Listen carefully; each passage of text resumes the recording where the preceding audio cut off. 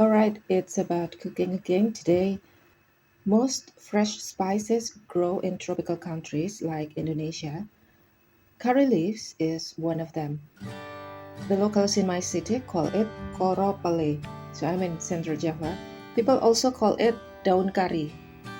This spice is mostly used to make gulai or curry. It only provides the aroma but not the color. So if you want your gulai to be yellow, you will need to add some turmeric or kunyit. Well, it's easy to grow curry tree. You can plant it in the front yard or behind your house in the backyard.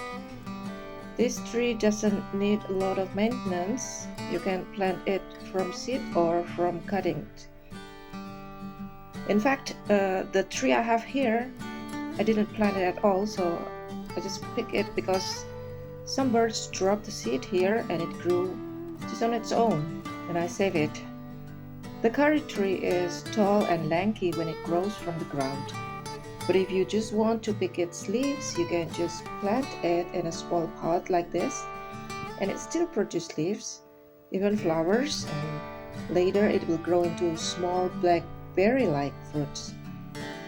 This spice is known for its aromatic leaves. The nice aroma doesn't last long though, especially when it's exposed to the sun. So it is better to use freshly picked leaves and properly use it in the cooking.